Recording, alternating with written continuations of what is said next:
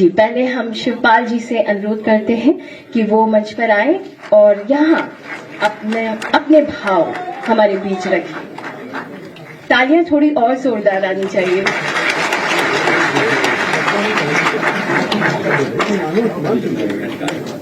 Samajwadi party के राष्ट्रीय अध्यक्ष जी,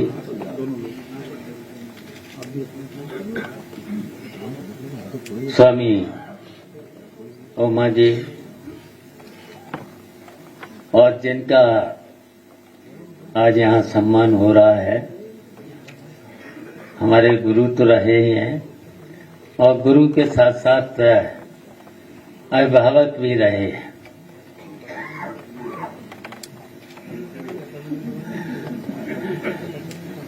मित्र तो नहीं रहे, आप रहे, गुरु हम रहे, शिष्य आपके।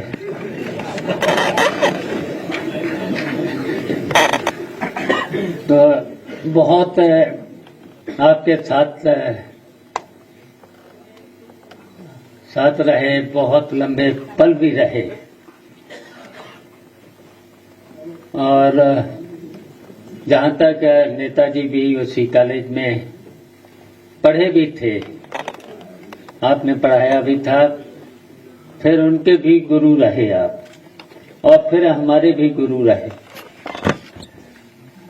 और गुरु के साथ साथ आपने जब पढ़ाया, आपने जो शिक्षा दी और उसी शिक्षा की वजह से आज हम जिस स्थिति में हैं, आपने जो अनुशासन सिखाया था, पढ़ाने के साथ साथ आपने कॉलेज में बहुत कुछ, जिस जैन कॉलेज करहल में खेलकूद में भी आप बहुत हम लोगों को सिखाने का काम करते थे और कविताएं तो अक्सर हम लोग सुनते ही थे। जब भी हमारे साथियों का मन करता था तो क्लास में एक दो कविता तो हो ही जाती थी और कविता के साथ साथ शेर भी बहुत अच्छा सुनाते थे।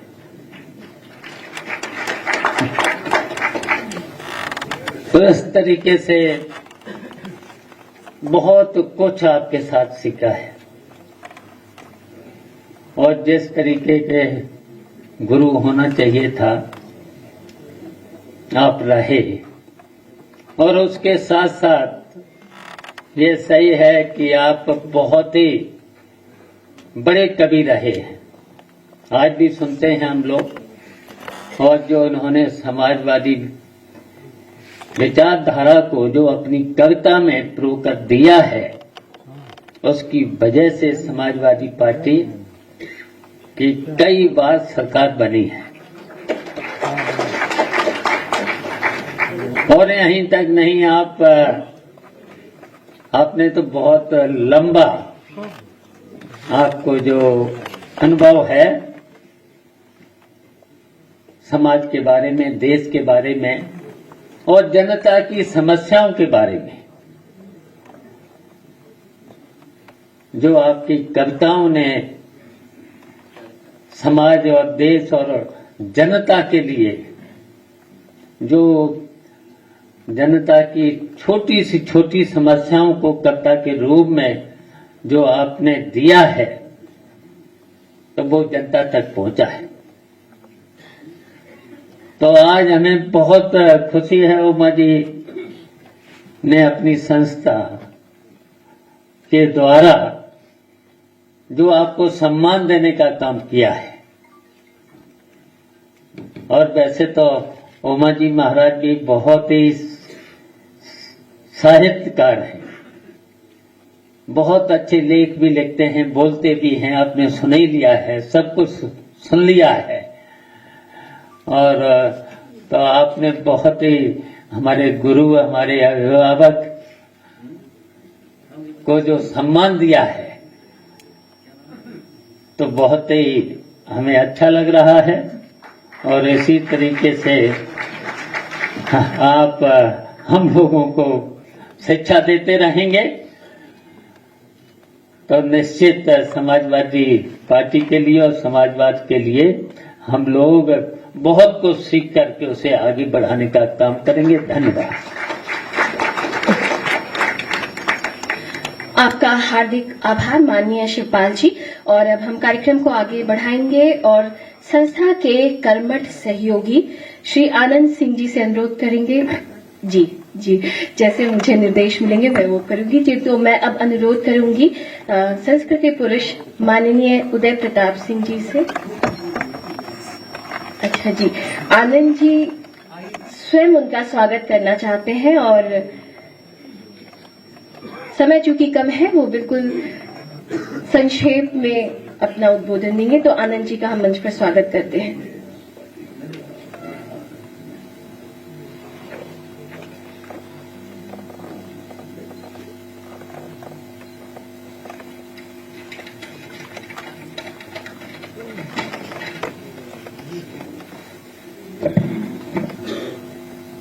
स्वामी ओमा जी द्वारा आयोजित इस मुख्य अतिथि श्री अखिलेश यादव जी, श्री उदय प्रताप जी, श्री शिवपाल जी, सम्मानित मंच एवं कार्यक्रम में उपस्थित सम्मानित साथियों, आदरणीय उदय प्रताप जी के विराट व्यक्तित्व के बारे में कुछ कहने का साथ मुझ में नहीं है।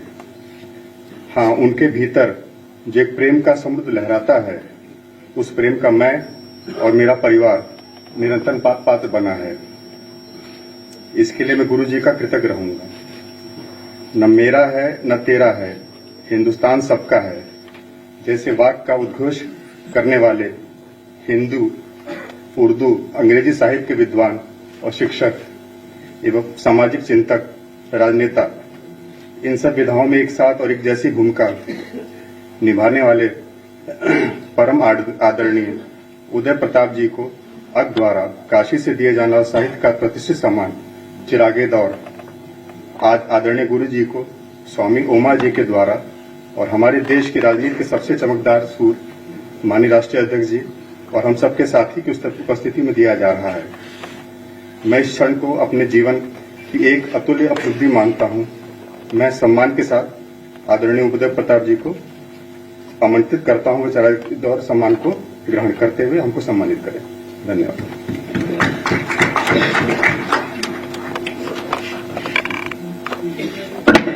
बहुत बहुत धन्यवाद आनंद जी। और अब हम जिस घड़ी का इंतजार कर रहे थे तो हम अनुरोध करते हैं माननीय उदय प्रताप सिंह जी से कि वो अपने उद्बोधन से हमें अनुग्रहित करें।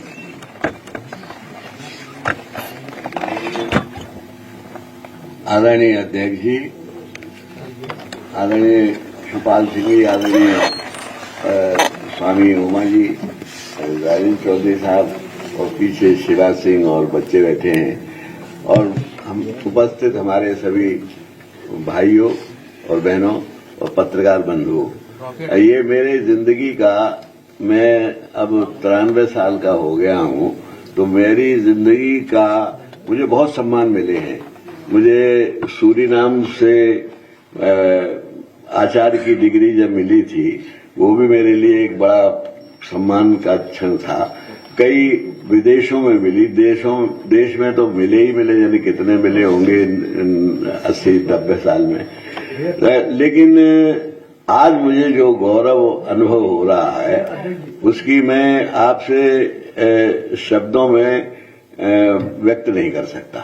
पहली बात तो यह है कि चिरागे दौर एक गालिब के नाम पर एक इतना बड़ा पुरस्कार वो मुझे दिया जा रहा है जो अपने आप में एक बहुत महत्वपूर्ण है। और दिया किसके द्वारा जा रहा है? मैं स्वामी जी के बारे में ज्यादा तारीफ इसलिए नहीं कहूंगा, आप कहेंगे कि आपने तुरंत का बदला दे दिया, वो इसलिए ऐसा कुछ नहीं है। लेकिन स्वामी जी का भी कमाल है।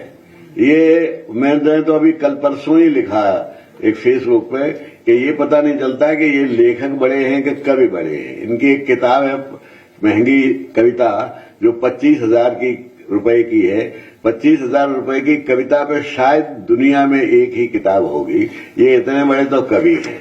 और अगर ये राजनीति पे लिख दें, इन्हें जहां पर वेदों का ज्ञान है वहां कुरान शरीफ का भी ज्ञान है, इन्हें बाइबल का भी ज्ञान है। ये बड़े ऐसे व्यक्ति के द्वारा जो मुझे पुरस्कार दिया जा रहा है, ये मेरे लिए बड़े गौरव की बात है और मैं उनका बहुत कृतज्ञता प्रकट करता हूं उनके प्रति और उनकी संस्था के प्रति और जो उनकी टीम है उन सब के प्रति। और उसमें भी ये एक जुड़ जाता है कि आदरणीय राष्ट्रीय अध्यक्ष अखिलेश जी की उपस्थिति में ये दिया जा रहा है। अखिलेश जी के बारे में तो मैं सिर्फ यही कह सकता हूं, जो अभी स्वामी जी ने भी प्रकारांतर से कहा कि भारतीय राजनीति के आकाश पर जो सबसे ज्यादा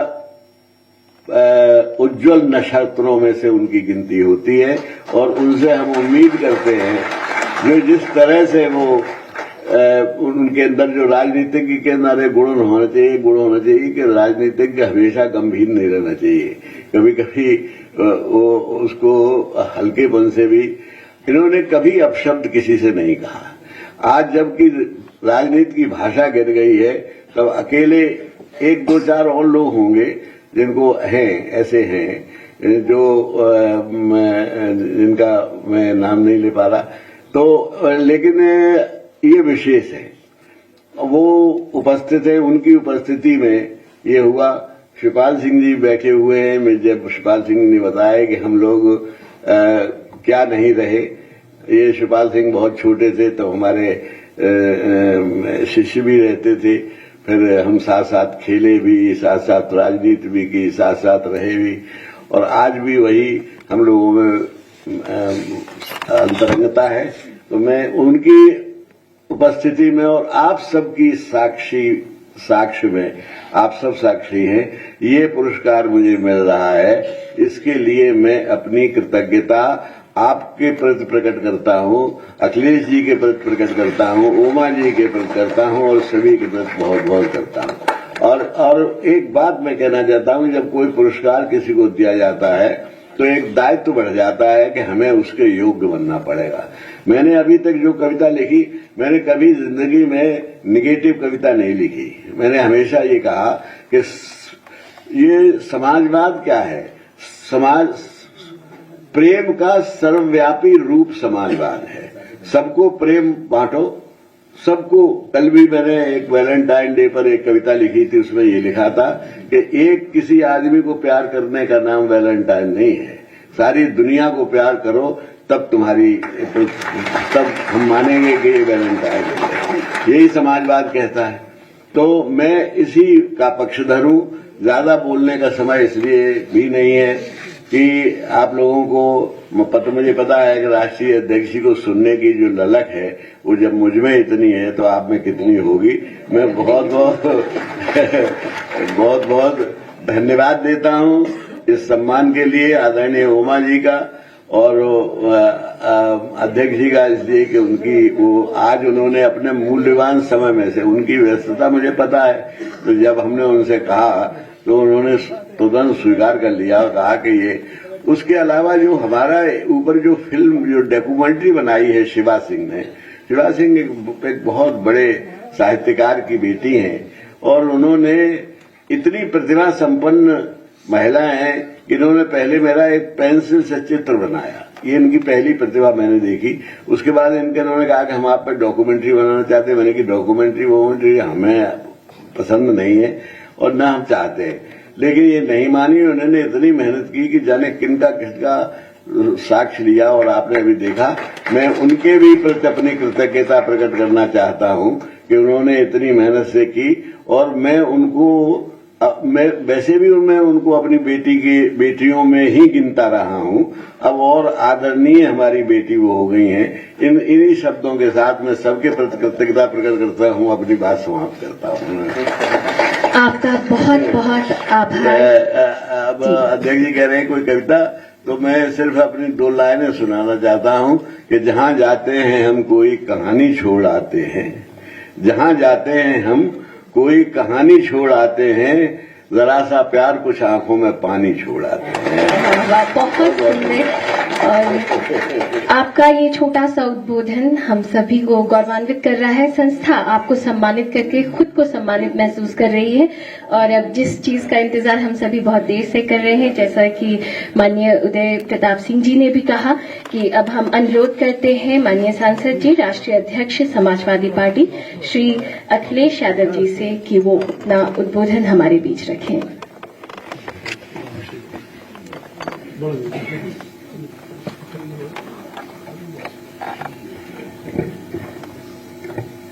मैं इस मौके पर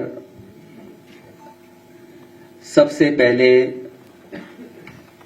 स्वामी ओम जी का मैं बहुत बहुत धन्यवाद और आभार प्रकट करता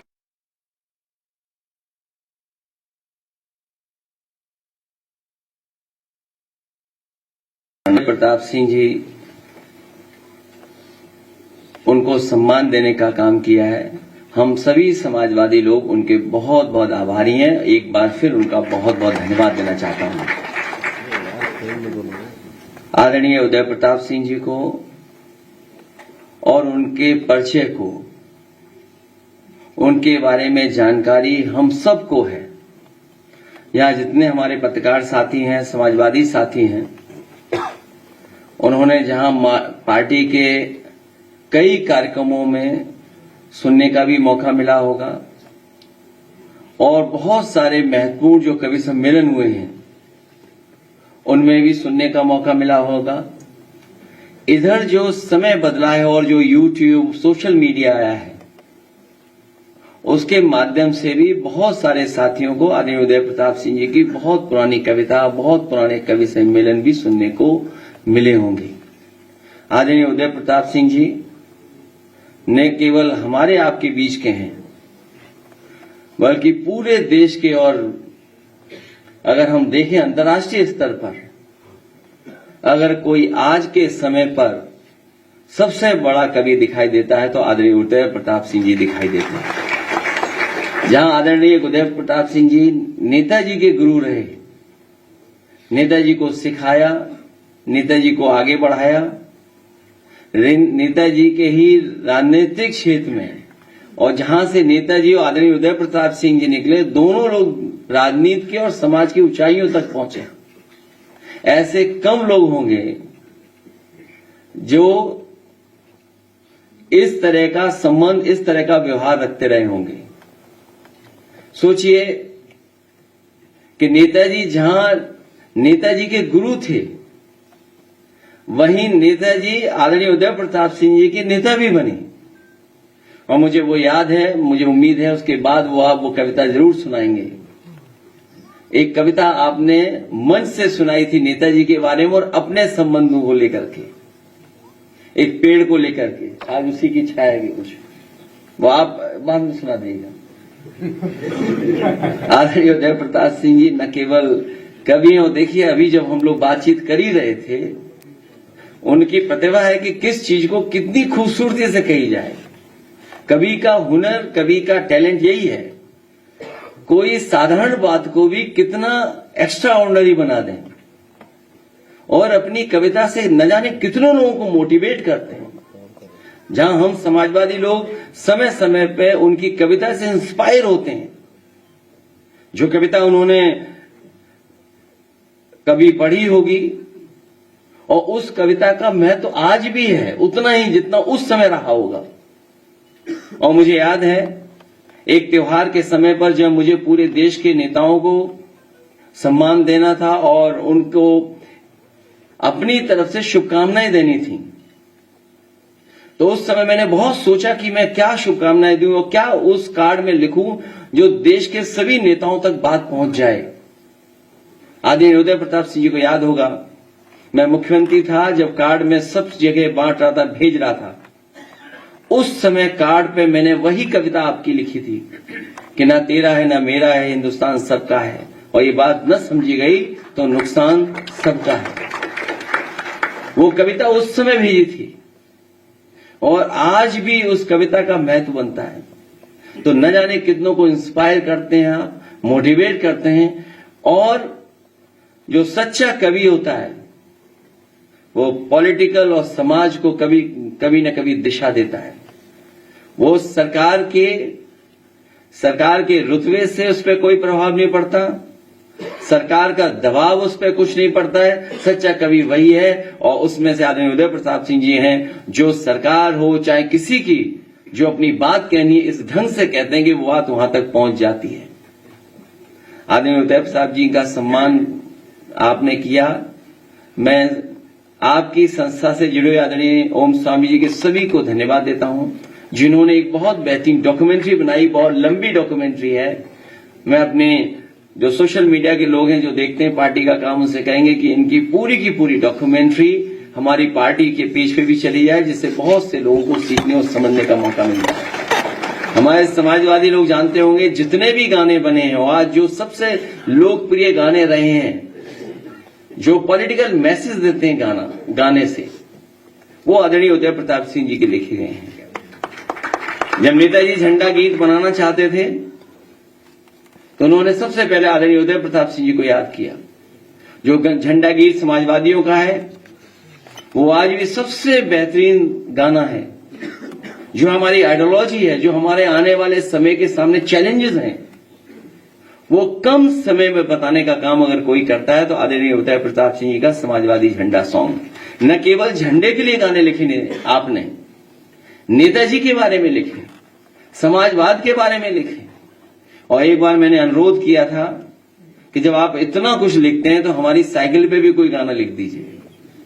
तो पुराने समाजवादियों को पता होगा, जिन्होंने कभी सुना होगा, 2012 से पहले हम लोगों ने एक साइकिल पर भी गाना बनाया था।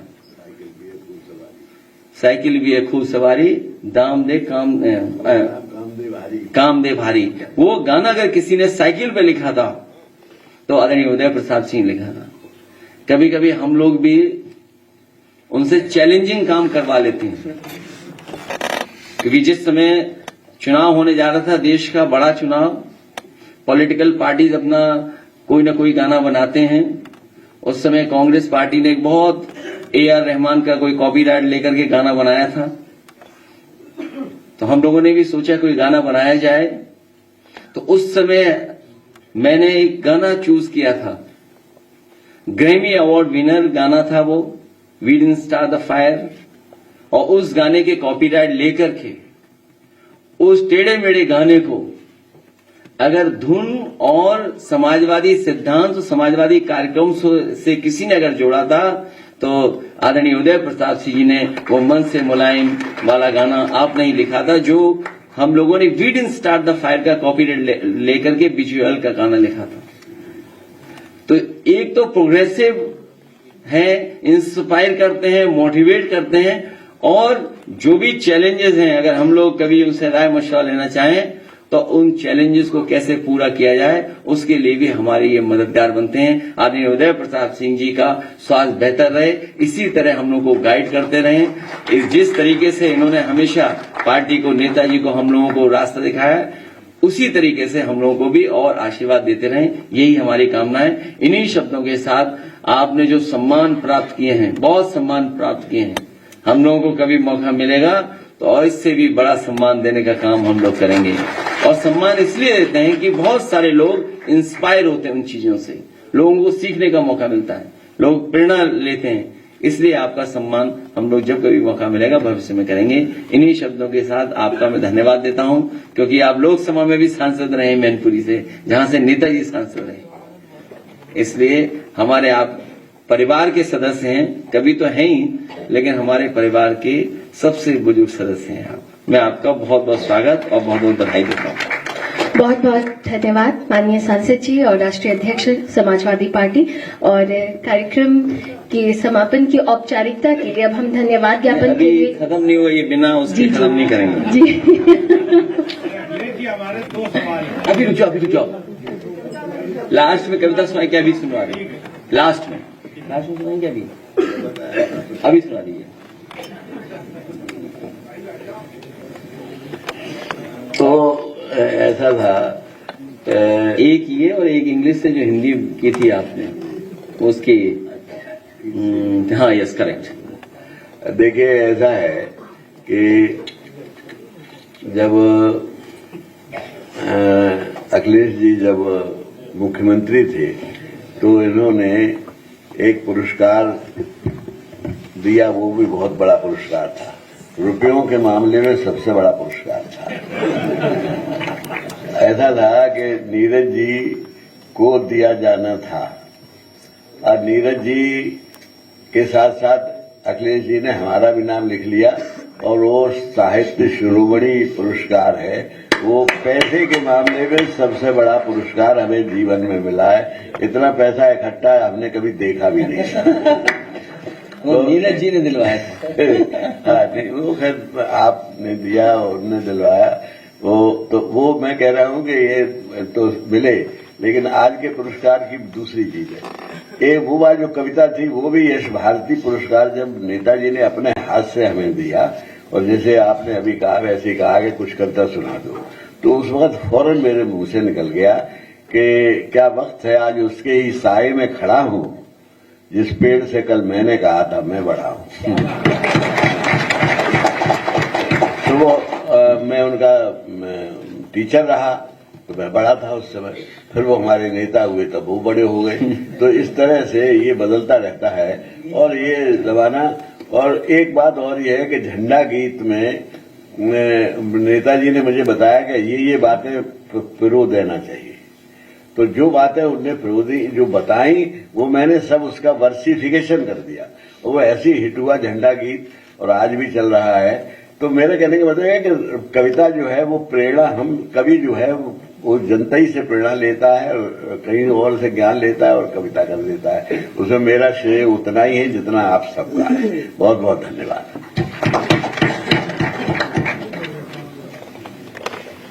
अखिलेश जी, हमारे दो सवाल बहुत छोटे छोटे हैं। अभी उत्तर प्रदेश की मुख्यमंत्री ने जो है अपना एक जीएसटी स्टेट का जो बजट पेश किया उसमें उन्होंने कहा कि हमें 2037 करोड़ का नुकसान हुआ और उत्तर प्रदेश दूसरे स्थान से छठे स्थान पे आ गया।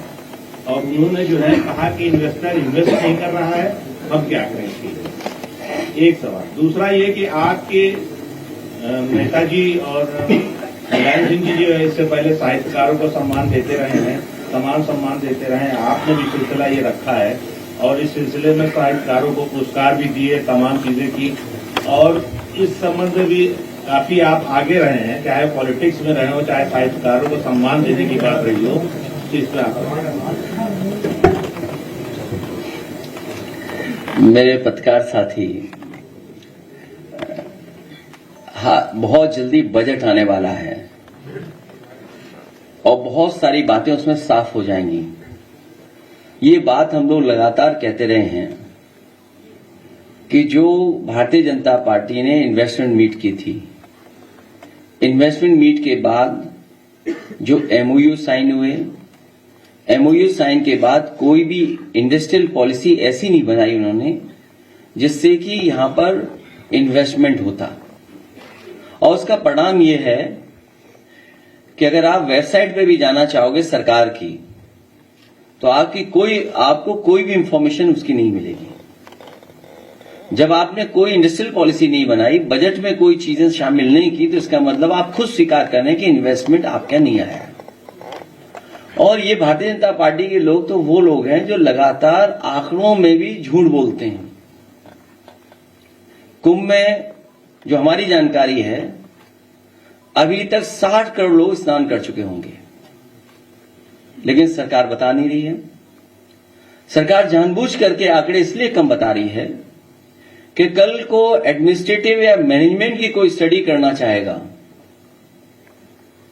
तो जो इनका फेलियर रहा है, जो इनका मिसमैनेजमेंट रहा है, उसकी जानकारी हो जाएगी। ये कुंभ का मिसमैनेजमेंट की स्टडी ना हो इसीलिए जानबूझ करके गिनती कम बता रहे हैं। हमारा सरकार से अपील है कि बहुत सारे बुजुर्ग 65 साल से ऊपर, 70 साल से ऊपर, वो लोग स्नान नहीं कर पाए। वो स्नान करना चाहते हैं, पुण्य और इस तरह के धार्मिक कार्यक्रमों में शामिल होना चाहते हैं। तो मेरी सरकार से यही अपील है कि एक समय पर 75 दिन का होता था ये कुंभ, सम्राट हर्षवर्धन के समय पर जो कुंभ का आयोजन होता था बहुत लंबा होता था। उस समय जहां दूर दूर से लोग, हर धर्म के लोग आकर के उस कुंभ में शामिल होते थे, स्नान करते थे और दान कर करके भी जाते थे। तो सरकार से हमारी ये मांग है कि इस कुंभ के आयोजन को, क्योंकि बहुत सारे बुजुर्ग लोग अभी स्नान नहीं कर पाए हैं, जब उन्होंने तस्वीरें देखी हैं सड़कों पे जाम की, जो भूखे प्यासे लोग नहीं पहुंच पाए, घंटों गाड़ियां चला करके भी नहीं पहुंच पाए, भगदड़ भी हुई, जाने भी गई, लोग आते समय में भी एक्सीडेंट हुआ, जाने चली गई, जाते समय भी बड़े पैमाने पे लोगों की जान गई, जिसका आंकड़ा सरकार अभी तक नहीं दे पा रही है। सरकार ने पहले ही कहा था कि हमने ड्रोन लगा करके, और ड्रोन से बहुत से कार्यक्रम भी किए थे, लेकिन ड्रोन का जहां इस्तेमाल होना चाहिए था, ड्रोन का इस्तेमाल नहीं किया। डिजिटल कुंभ की बात कही, लेकिन डिजिट अभी तक सरकार नहीं बता पा रही है। तो हमारी मांग है कि प्रयागराज के लोग, जो वहां के निवासी लोग हैं, निवासी हैं वहां के लोग, रहने वाले लोग, वो भी अभी स्नान नहीं कर पाए हैं, बड़े पैमाने पे वो लोग भी नहीं पहुंच पाए, इसलिए इस कुंभ आयोजन को और लंबा कर दिया जाए और बढ़ा दिया जाए। अखिलेश जी, एक सवाल है, जो अभी कार्यक्रम हुआ है, कल बहुत ही अच्छा प्रोग्राम है आईटी के प्रमोशन के लिए, लेकिन जो उसका मिर्जा गालिब पर शेर लिखा है, तो वो खुला था उसके प्रेशर में कभी। अब इसमें क्योंकि हम लोग बहुत ज्यादा गालिब को नहीं पढ़ते हैं, गालिब को पढ़ने लगे तो किसी और रास्ते पे चले जाएंगे।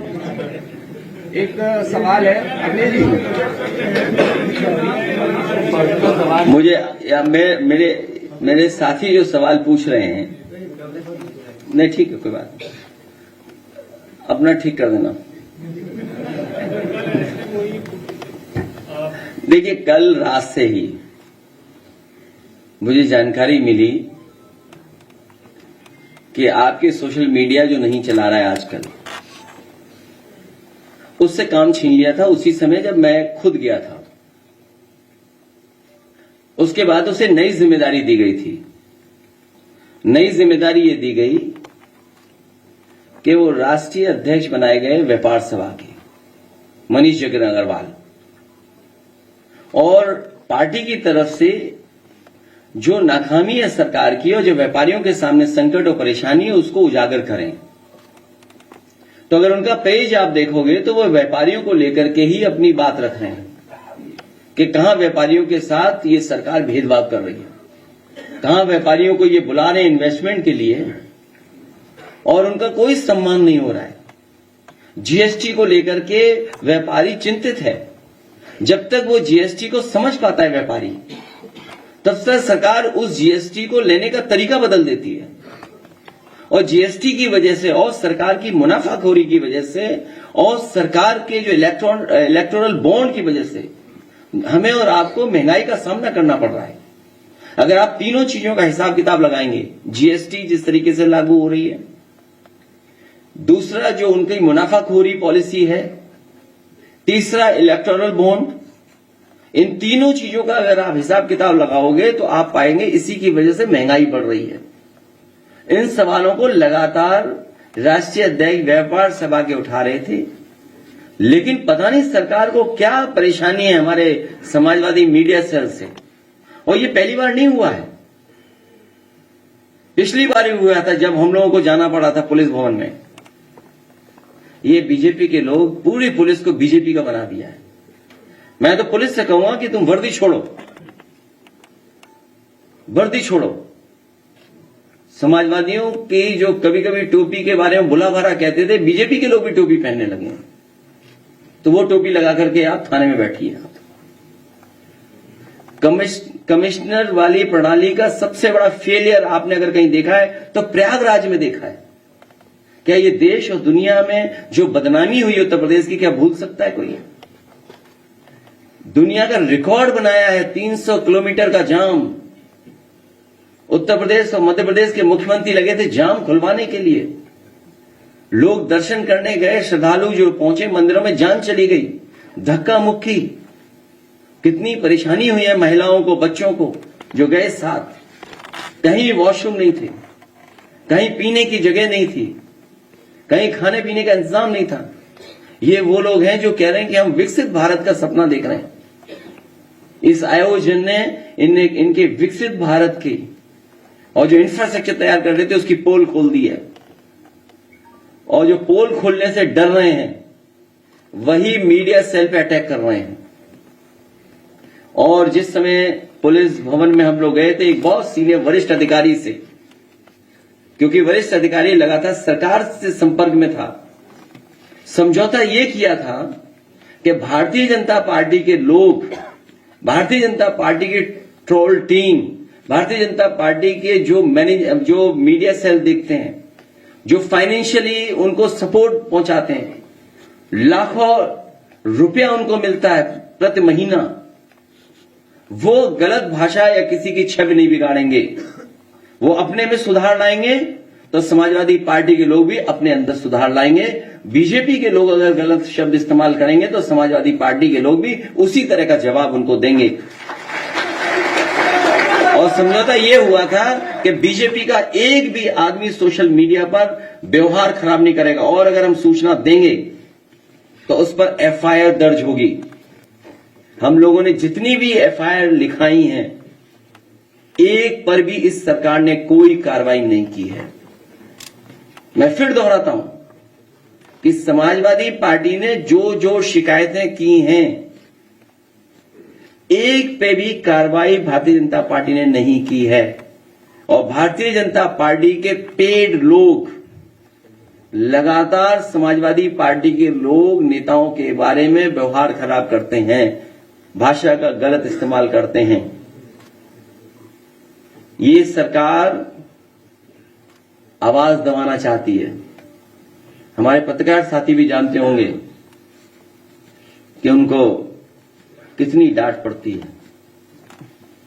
एक पत्रकार साथी मुझसे एयरपोर्ट में टकरा गया, बड़े प्रतिष्ठित चैनल है, उसको भी अभी तक डिजिट नहीं पता है, अभी तक डिजिट नहीं पता है।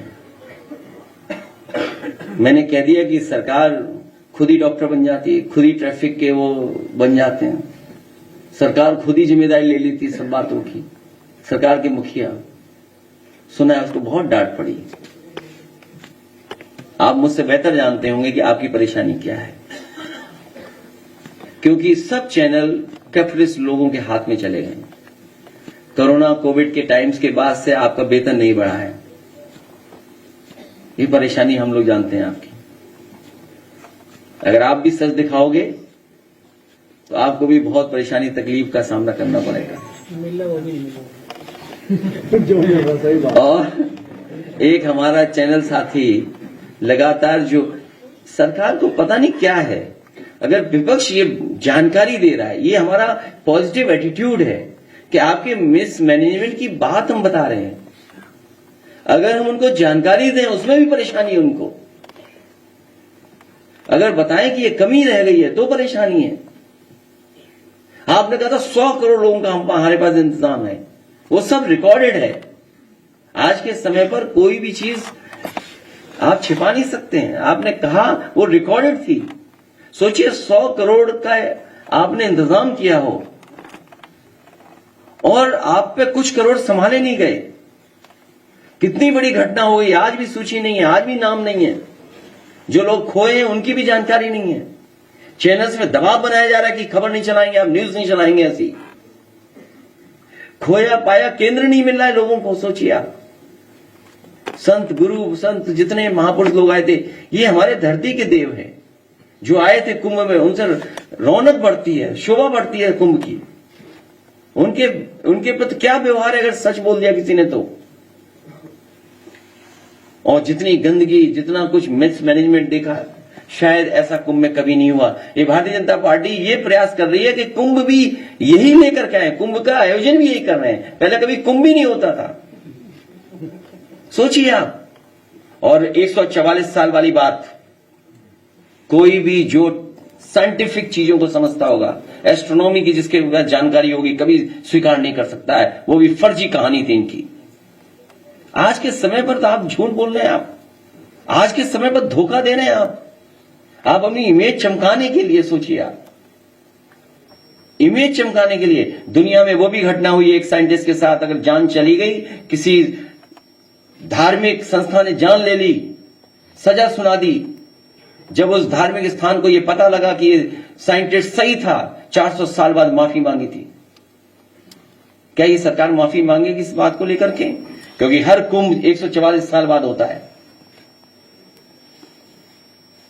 जो नक्षत्र, जो प्लैनेट्स की जो पोजीशनिंग है वो हमेशा सेम होती है, और ना जाने कब से हो रहा है कुंभ, क्योंकि इनके पास मशीनरी, अगर आप कोई बात कहोगे तो इनके पास मशीनरी है, वो इस्तेमाल करते हैं मशीनरी का। हम लोग तो केवल सावधान कर रहे हैं, ये लोग रहेंगे तो देश बर्बाद हो जाएगा। केवल यूपी का बजट नहीं, दिल्ली का भी बजट ऐसे ही निकल गया, मायूसी देकर के चला गया। जब उन्हें पता लगा कि मायूसी आ रही है, इससे कोई जनता को लाभ नहीं पहुंचा, तो सोचिए कौन सा बिल लेके आए, वक्फ का बिल लेके आए, जिससे जनता का ध्यान हटा दें। क्या मिला बजट से? यूपी को क्या मिला सोचिए आप। इस सरकार का भी ये सेकंड लास्ट बजट है, और 40 लाख करोड़ का हिसाब ही नहीं दे रहे हैं, वो वेबसाइट ही बंद है।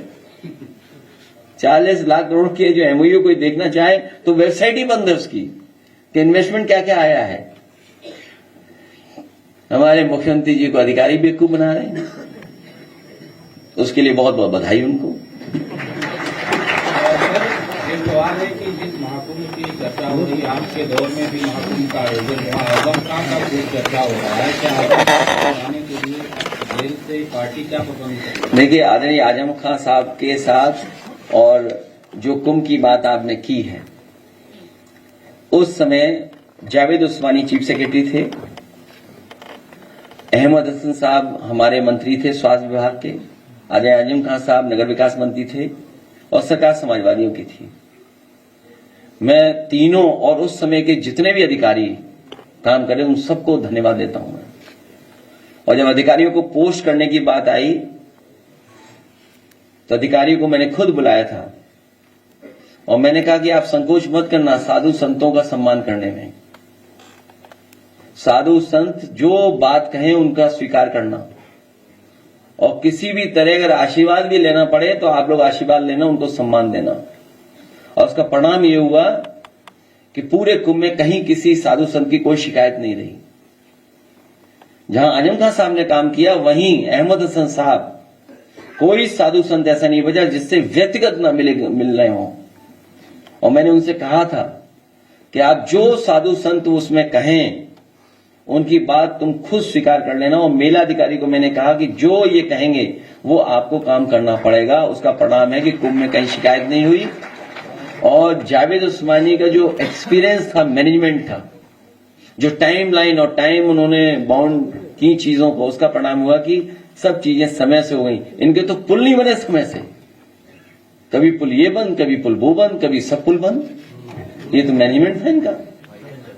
सोचिए आप तो गए होंगे, नहीं गए मैं कुंभ में? हाँ, आप तो नहीं जा पाए होंगे, उसका कारण दूसरा है। लेकिन सम्राट हर्षवर्धन के समय पर किसी पे पाबंदी नहीं थी। सम्राट हर्षवर्धन के समय पे जो कुंभ होता था उसमें सबको बुलाया जाता था, सब जाते थे, धर्म के लोग जाते थे, दूसरे धर्मों के लोग जाते थे, इसीलिए वो कुंभ था। और दान करके जाते थे, वो आखिरी में सब कुछ दान करके चले जाते थे, अपने कपड़े भी दान कर जाते थे, और साधारण कपड़ा पहन करके वो जाते थे कन्नौज वापिस। बताओ इन्होंने क्या ध्यान दिया? इतनी बार डुबकी मारी। कोई दान किया हो तो बता दो, किसी सुनने में आया तो बता दो। मैं भारत सरकार से कई बार कह चुका हूं, स्नान और दान दो महत्वपूर्ण है। पुण्य और वो अलग चीजें हैं, वो भी हैं उससे जुड़ी हुई, बहुत सी और परंपराएं जुड़ी हैं कुंभ से। लेकिन मैं भारत सरकार से कहूंगा कि जो अकबर का किला है वो उत्तर प्रदेश सरकार को दान दे दें, क्योंकि बड़े पैमाने पे जगह है वहां पर। बट वृक्ष वहीं पर है जो नेताजी ने कभी खुलवाया था। जहां सरस्वती को देखना है वो कुआं भी वहीं पर है। तो अगर कभी इमरजेंसी में इस तरह की व्यवस्था की जरूरत पड़ेगी, क्योंकि आप रिवर बेड पर कोई भी कंस्ट्रक्शन नहीं कर सकते। जो ब्यूटी है कुंभ की वो यही है कि कन्वर्जेंस ऑफ रिवर, जो कन्वर्जेंस ऑफ रिवर है वो ब्यूटी है उस कुंभ की, कभी धाराएं 3 धारा में मिलता है, 2 धारा में, अलग धारा से, क्योंकि जो कन्वर्जेंस है वो हमेशा अलग हुआ है कुंभ में। अब सरकार को कन्वर्जेंस का ही नहीं पता होगा, पता होगा चाहिए। अब आप सोच लीजिए, फिर उनसे कुंभ करवा रहे हो आप।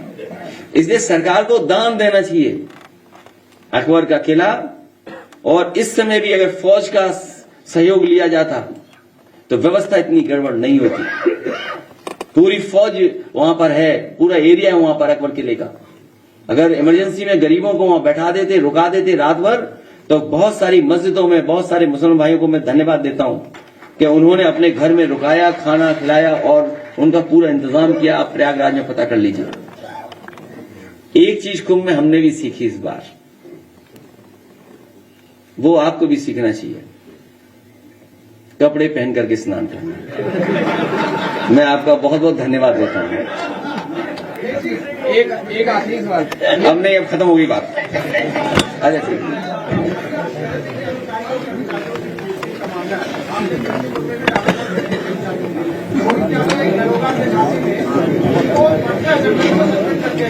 देखिए, ये सरकार अन्याय कर रही है। ये सरकार को मैं कहना चाहता हूं, मिल्कीपुर में एक विधानसभा में तो आप बेईमानी कर सकते हो, लेकिन 403 में 420 की नहीं चलने वाली है। 403 विधानसभाओं में इनकी 420 नहीं चलेगी। ये जनता उत्तर प्रदेश की देख रही है। मैं आप सबका धन्यवाद देना चाहता हूं, बहुत बधाई आप सब लोगों को। अरे व्यवस्था खराब मत करिए, पत्रकार साथियों को जाने दो, आप लोग यहीं बैठिए। और जैसे जैसे हम कार्यक्रम में आगे बढ़ेंगे, आप तक चीजें पहुंचाई जाएंगी। खास तौर से बनारस के लोगों में, संस्कृति में जो प्रेम है, उसको समर्पित ये सम्मान समारोह, देश का प्रतिष्ठित साहित्यिक सम्मान,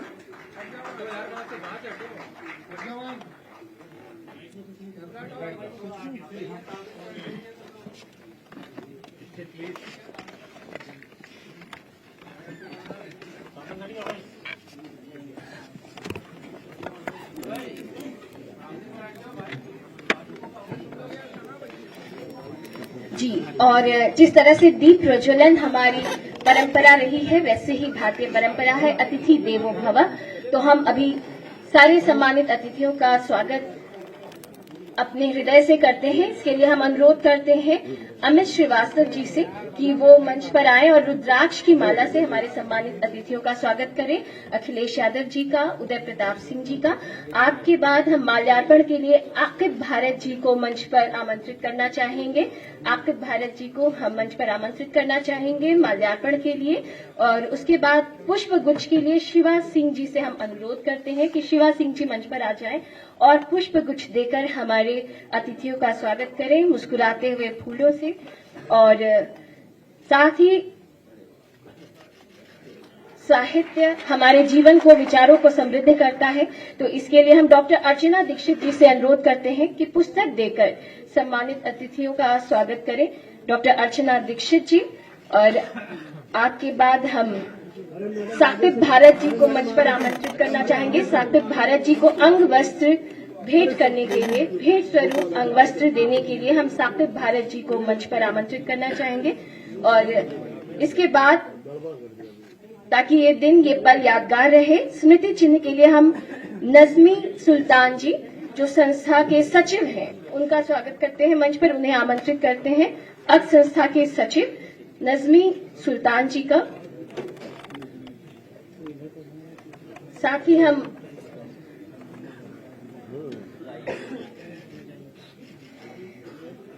समय थोड़ा सीमित है हमारे पास, इसलिए थोड़ी जल्दी जल्दी हमें चीजों को करना पड़ रहा है, लेकिन आदर उतना ही है हमारे हृदयों में।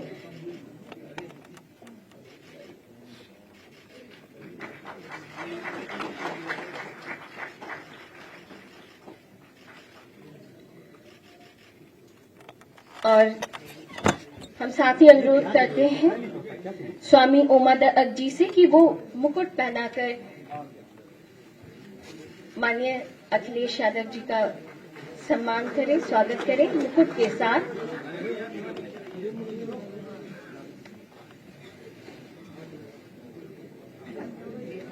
सर, पूरा सम्मान, पूरा प्रेम जो हमारा इन सब के माध्यम से आप तक हम पहुंचाने की कोशिश कर रहे हैं। और साथ ही हम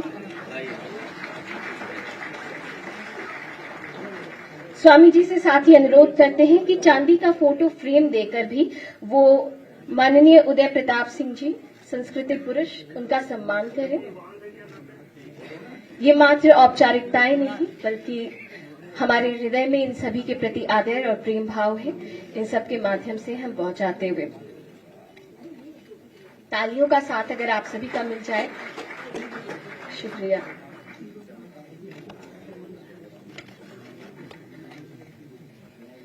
जी, इस खास मौके पर एक टीजर लॉन्च होना है, बिंब एक प्रतिबिंब अनेक। इस शीर्षक की डॉक्यूमेंट्री जो उदय प्रताप सिंह जी के जीवन पर आधारित है और इसे ईशा फिल्म्स ने बनाई है, इसका टीजर हम आज लॉन्च कर रहे हैं इस मंच के माध्यम से।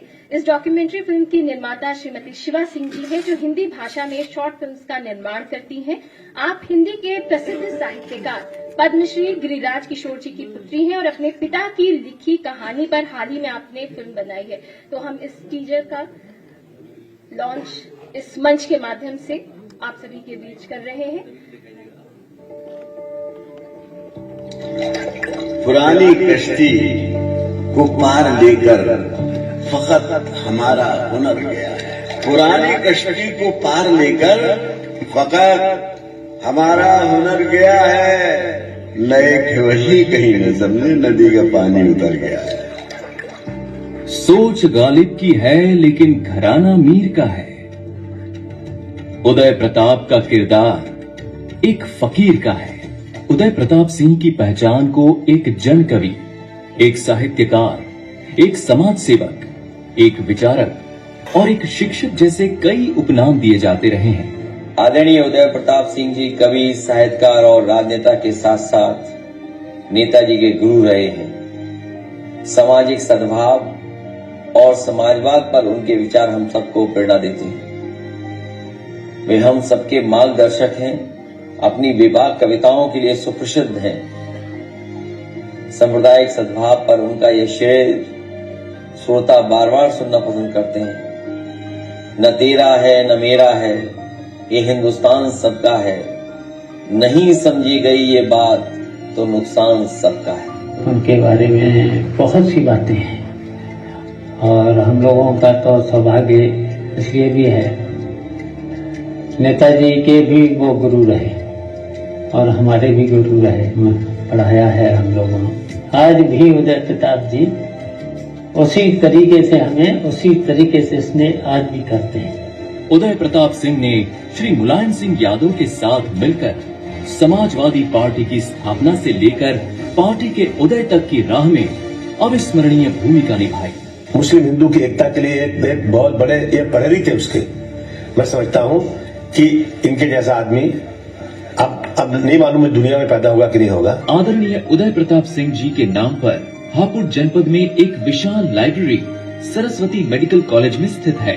वो शिक्षक भी हैं, विद्यार्थी भी। जो सीखते हैं वो सिखाते हैं उसी खूबसूरती के साथ। आज श्री अखिलेश यादव जी समाजवादी पार्टी को राष्ट्र पटल पर नित नई पहचान दिलवाने में महत्वपूर्ण भूमिका निभा रहे हैं और इधर श्री उदय प्रताप सिंह राजनीति में सक्रिय न होते हुए भी पार्टी के वरिष्ठतम सदस्य के रूप में सभी समाजवादियों के लिए एक प्रेरणा स्रोत बनकर पार्टी के आधार स्तंभ बने हुए हैं। तो हमको देश के लिए जीना है। इसके अतिरिक्त एक रचनाकार के रूप में इनके विचार और कृतित्व भारतीय जनमानस में समाजवादी चेतना का संचार तो युगों युगों तक करते ही रहेंगे।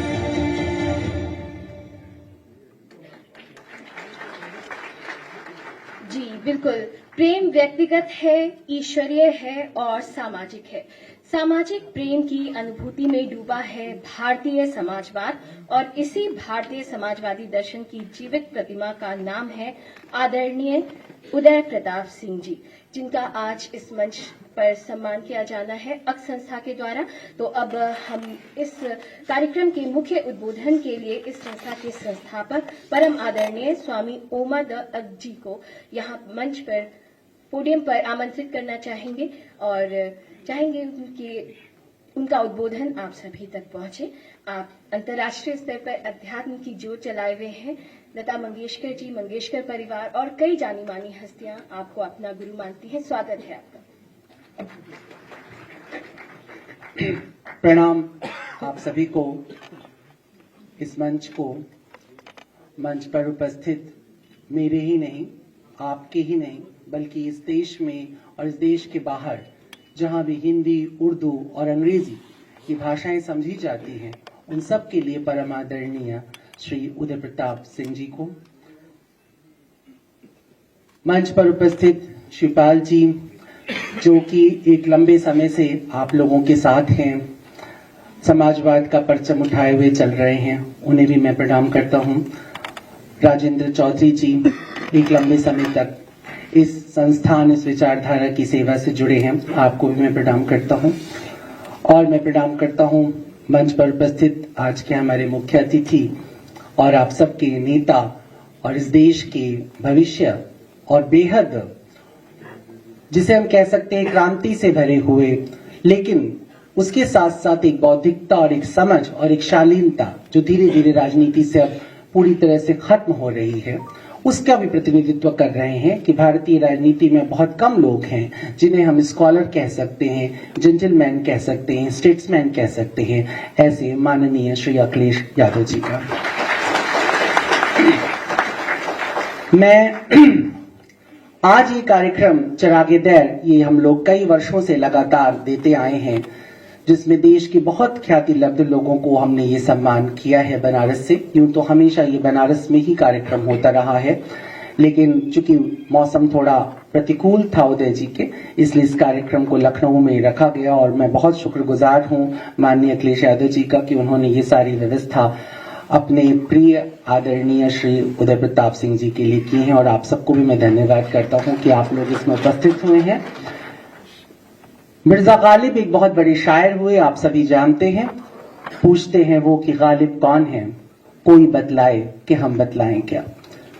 गालिब पूरी दुनिया में छाया हुआ एक नाम है और गालिब अपने आप में बहुत ही अजीब सा कैरेक्टर है कि जहां पर किसी भी शेक्सपियर को या शैले को या फिर मीर तकी मीर को या हिंदू या संस्कृति या हिंदी के संस्कृत की भाषा या हिंदी की भाषा या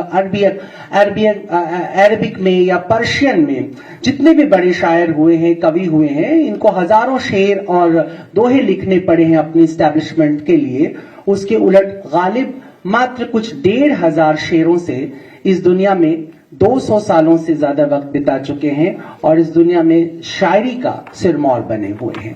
ऐसे मिर्जा गालिब जब एक बार बनारस पहुंचते हैं तो बनारस की मोहब्बत में मुब्तला हो जाते हैं और इस कदर डूब जाते हैं कि वहां पर वो बनारस की तारीफ में एक पूरा मसनवी एक लिखते हैं 108 शेरों की, और उस मसनवी का नाम रखते हैं चिरागे दर। चिरागे दर का मतलब होता है मंदिर का दिया।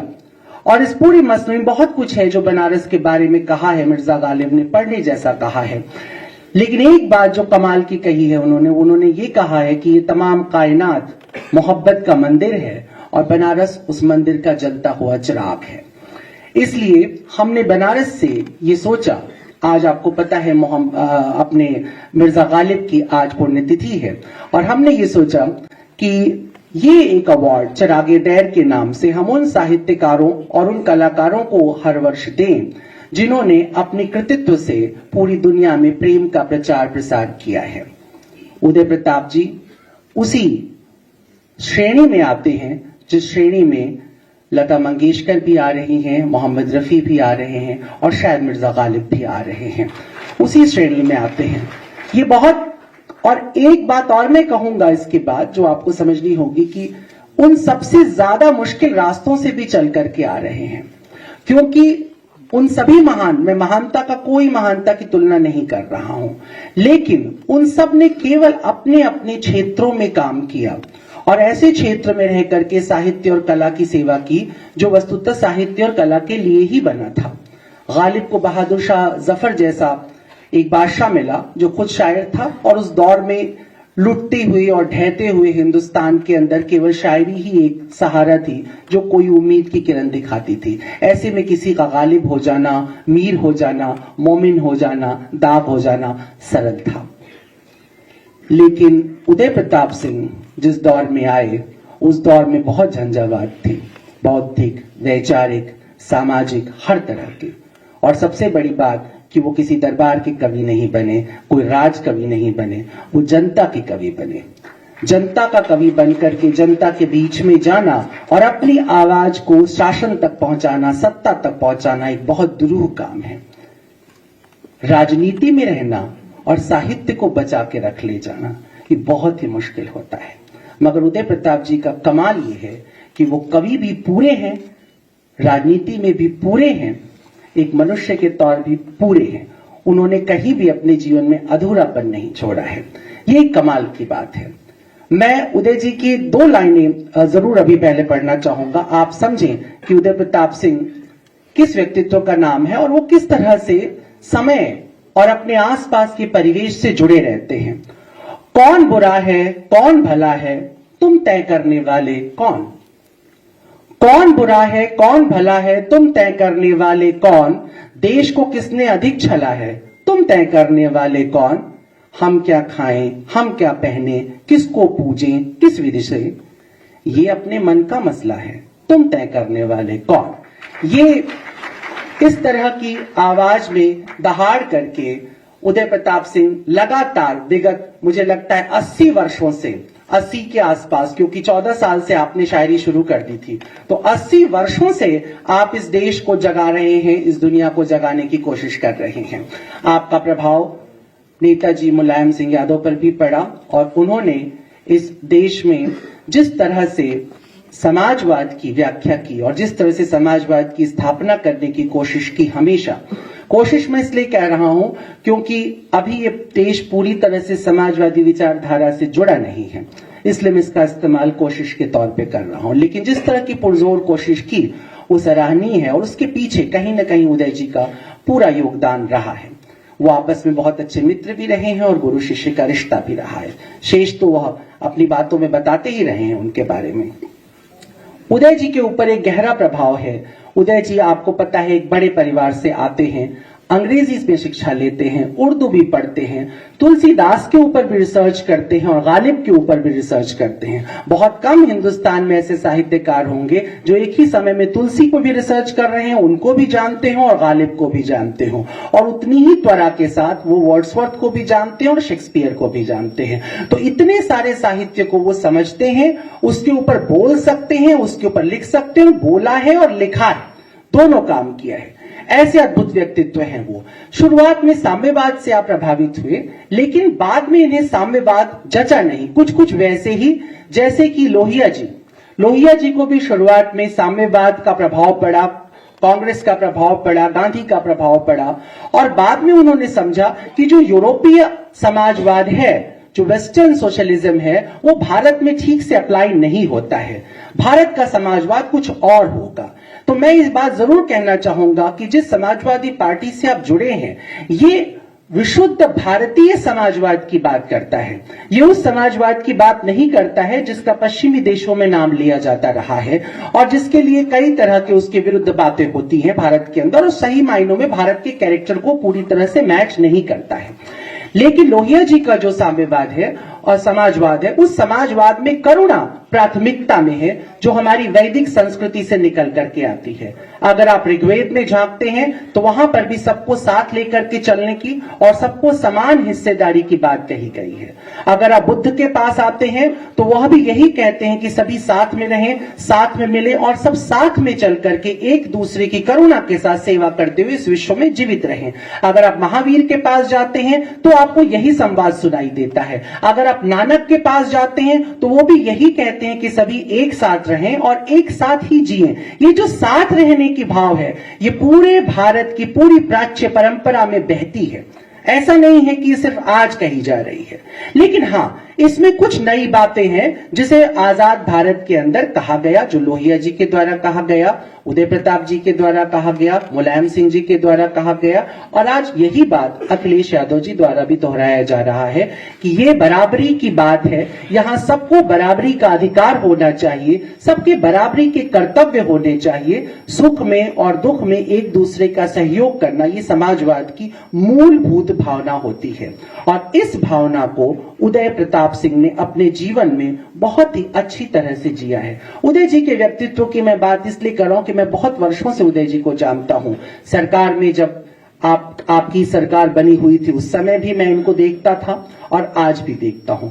उदय जी ने अपने विरोधियों को जब भी जवाब दिया, साहित्यिक लहजे में जवाब दिया, करारा जवाब दिया, इतना जोरदार जवाब दिया है कि उसका जवाब ढूंढना मुश्किल हो गया है।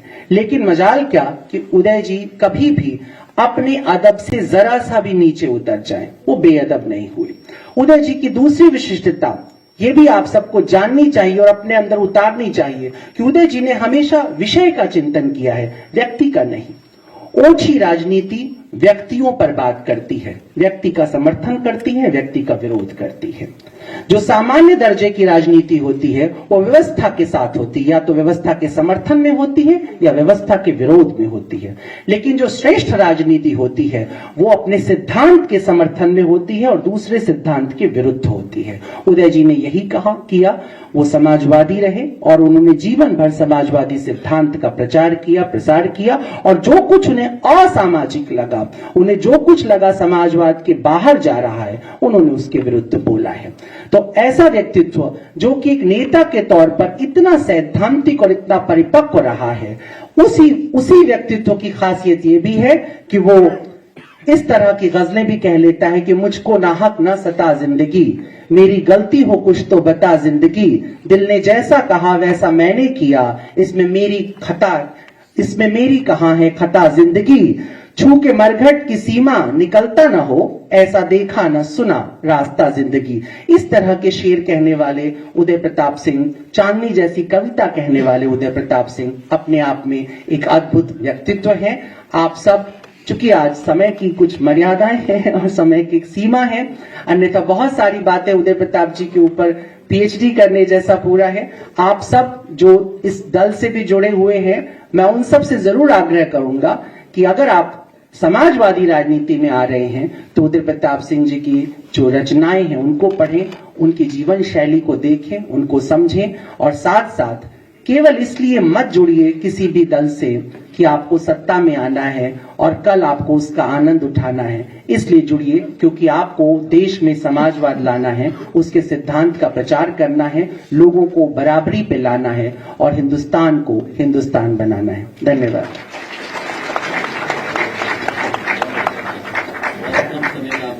बहुत बहुत आभार स्वामी जी। वाकई आपने बहुत कम शब्दों में उदय जी का जो संपूर्ण व्यक्तित्व है उसे यहाँ पर परिलक्षित किया है। और अब हम बढ़ेंगे उस ओर जिसके लिए आज हम सभी यहाँ पर एकत्र हैं। तो अब मैं अनुरोध करूंगी कि संस्था के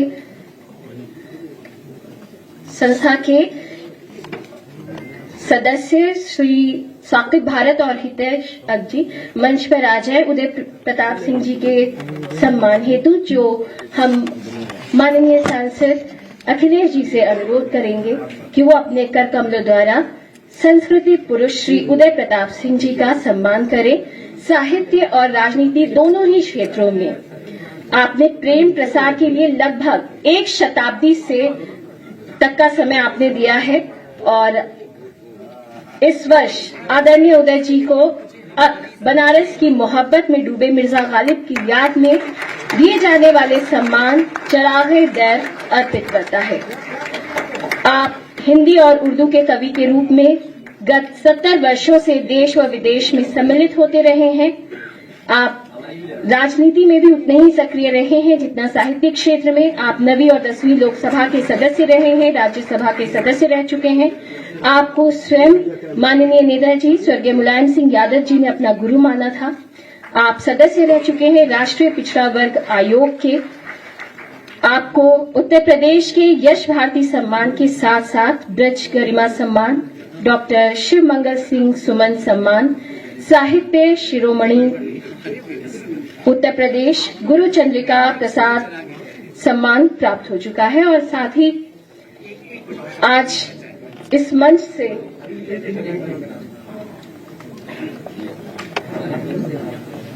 जी ये माननीय सांसद और राष्ट्रीय अध्यक्ष समाजवादी पार्टी माननीय अखिलेश यादव जी की ओर से संस्कृति पुरुष उदय प्रताप सिंह जी के लिए उनके हृदय के भाव इस रूप में व्यक्त होते हुए, और ये दर्शाता है कि किस तरह से उन्होंने सदा बड़ों का तो सम्मान किया ही किया है और जो भी समाज में उनके साथ जुड़ते रहे उनका सम्मान किया है।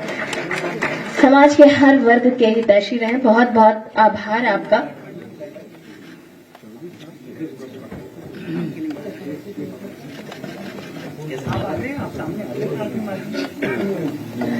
आप सभी की तालियां आ जाए तो उसके माध्यम से आप सभी का प्रेम और स्नेह भी माननीय उदय प्रताप सिंह जी तक पहुंचेगा। अग संस्था का ये प्रयास कि जो भी विश्व भर में समाज में प्रेम का संदेश फैला रहे हैं, इसका प्रचार प्रसार कर रहे हैं, उन्हें इस सम्मान से सम्मानित किया जाए। संस्था के सभी सदस्य यहाँ पर मौजूद हैं और जी अभी तक हमने माननीय सांसद जी को मंच पर वहां से बैठे बैठे सुना है, लेकिन अब हम उनसे उनके शब्द जो है वो इस पटल से सुनना चाहेंगे। तो अब हम अनुरोध करते हैं राष्ट्रीय अध्यक्ष समाजवादी पार्टी एवं माननीय सांसद जी माइक जी इस अवसर पर उदय प्रताप सिंह जी